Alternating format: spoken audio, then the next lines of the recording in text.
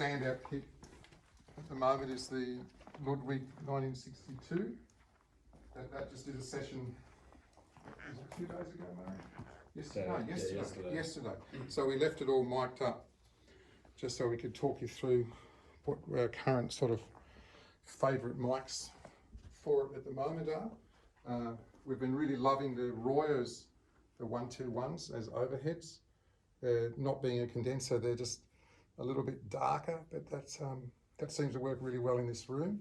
And then we found out that the SM7s, as well as being amazing on vocals, work really great as a pair on hats and on ride.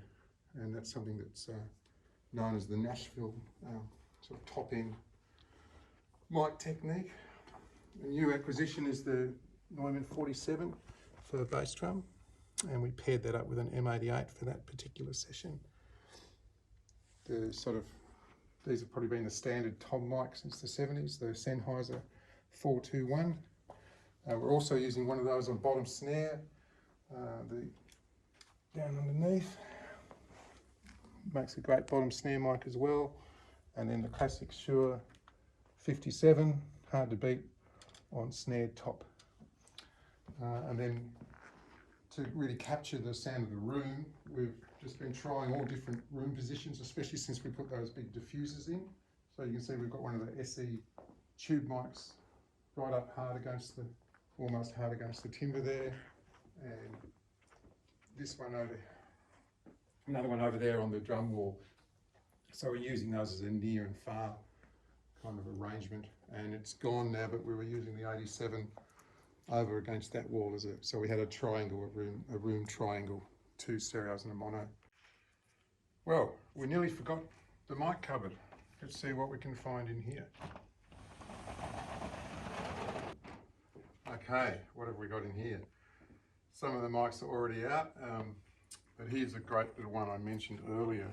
This is the Akg D19, as used a lot by the Beatles for all sorts of things, acoustic guitar primarily, but also you can see pictures of them around Ringo's kit, and they used it on harmonica and for percussion, and even miking pianos so that they could use this being a dynamic and then run a piano back into a guitar amplifier for a different sound. That's a real classic to have. Another little tiny mic, we're on the little ones, it's the Neumann KM84. Fantastic little small diaphragm, great on strings, hi-hats, even snare drum.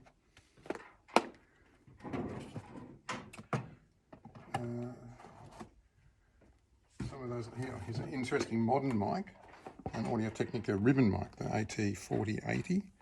That's a lovely ribbon with a built-in preamp, so it's got quite a good high output.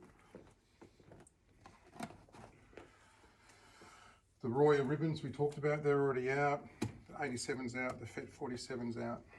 Here's another Neumann. This has just recently had a new lease of life because it's now known as the Billie Eilish microphone. That's the mic she used on her vocals, the Neumann 103. So this one's seen plenty of use, but still going strong.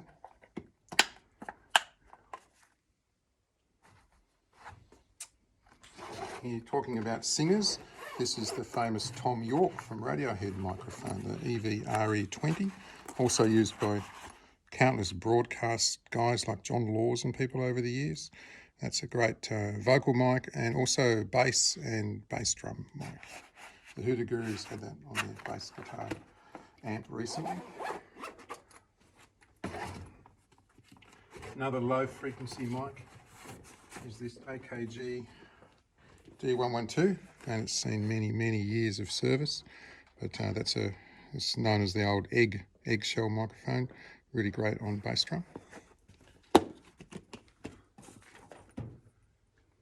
have we got in here? This looks like it could be interesting. One of the reissue black Elvis mics.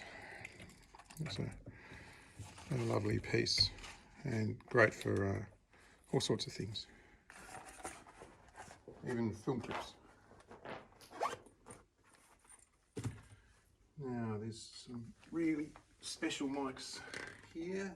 Let's start with, this is a matched pair. I'll just show one of them. It's There we are. That's the Wagner 47, which is basically a Neumann 47 redone by Gunther. And it's a great tube power supply. This is a matched pair of those, which are pretty amazing on just about any source. Again, you see lots of photos of them at Abbey Road, because back in the days of the Beatles, they really only had Neumann mics. That's why everything sounded so amazing. That's that guy. Another fantastic mic, which is the Frank Sinatra microphone. The Neumann M49. This is an original. Very, very old. Really beautiful old mic. So yes, Frank Sinatra and Ella Fitzgerald, and these were often the mic that would be in the room and they'd be singing into it, but it would also be capturing the whole big band or orchestra behind them as one of the main parts of that. Again, a pretty robust looking tubes of power supply to go with it.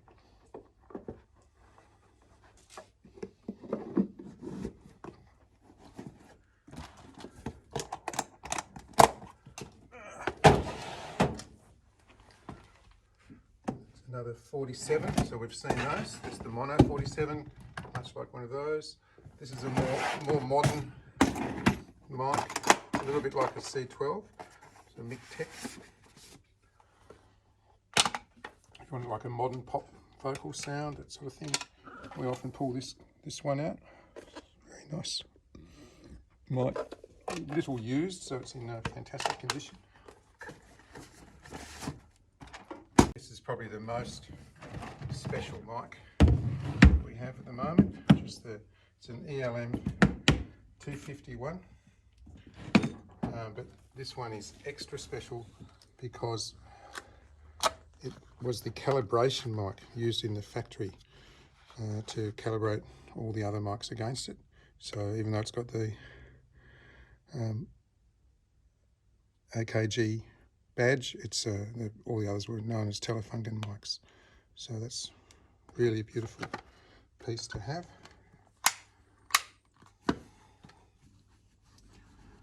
And again, it's a tube and nice big tube supply there to go with it. Very old school, and they sound appropriately old school and silky and smooth. Nothing really like them anymore. There's one last mic to mention, which is actually up here. I just spotted it, thought I'd just managed to get this one up on the roof. That's just an old tube condenser we've had forever. And we've got it flipped to Omni, and that's feeding the listen section of the SSL that I talked about earlier on. So that with the SSL talkback system and the compressor that they use inside the console, that literally just picks up everything going on in the room at all times, which is just fantastic for communication.